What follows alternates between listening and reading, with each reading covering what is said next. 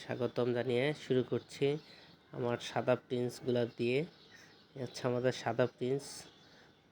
সাদা প্রিন্সগুলো বেবি দিবে, ডিম দিবে আর কি। তো ওই জন্য মোটামুটি হয়েছে, সারাদিন ইয়েতেই থাকে। আসলে এগুলা যত্ন করতে পারি না, যেহেতু কাজে কর্মে ব্যস্ত থাকি। এ হচ্ছে আমার সিলভার প্রিন্স, সেগুলো মোটামুটি ভালো অ্যাক্টিভ। এ হচ্ছে আমার জাপানিজ বাজিগারগুলা। মোটামুটি জাপানিজ বাজিগরগুলো ডিম দিছে 4টে, আরও দিবে মোটামুটি। আবার প্রথম যেহেতু নাও দিতে পারে, যাক দেখি কি হয়। এই হচ্ছে আমার নর্মাল বাজিগর। মোটামুটি ওদের রেজাল্ট ভালো, অনেক আগেও 2-3বার বাচ্চা বেবি করছে, এবারও মোটামুটি 5টা বেবি হয়েছে। এখানে 5টা বেবি, 4টা নিচে আছে একটা। মোটামুটি এটা রেজাল্ট ভালো এবং এদের বেবিগুলো খুব সুন্দর হয়, মোটামুটি খুব ভালো।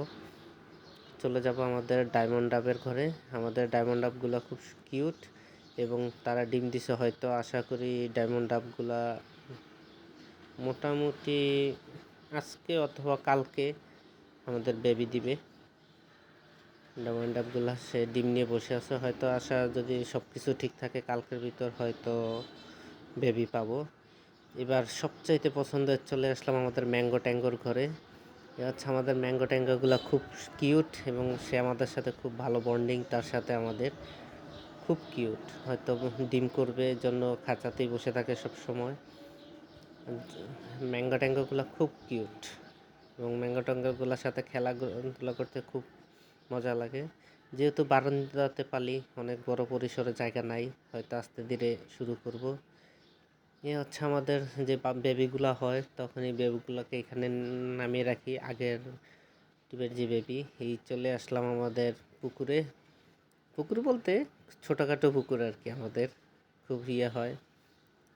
গাপ্পি, জ্যাবরা, ওদের সাথে খুব ভালো সময় কাটে যদি খাবার দেই।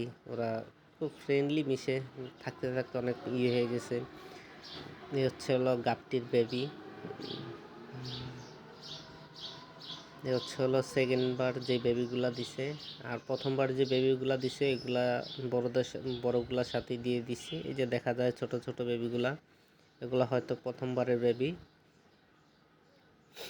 মোটামুটি আবার মনে হয় যে কিছুদিনের ভিতরে আবার বেবি দিবে। তো দেখা যাক। সবাইকে অনেক ধন্যবাদ। পরের ভিডিওতে আবার দেখাবো কি কি আপডেট, নতুন নতুন ইয়েগুলা। আরও কিছু পাখি আনার চেষ্টা করতেছি, যদি সব কিছু ঠিকঠাক থাকে হয়তো এখন হয়তো এভাবে পালতেছি। সবাইকে ধন্যবাদ।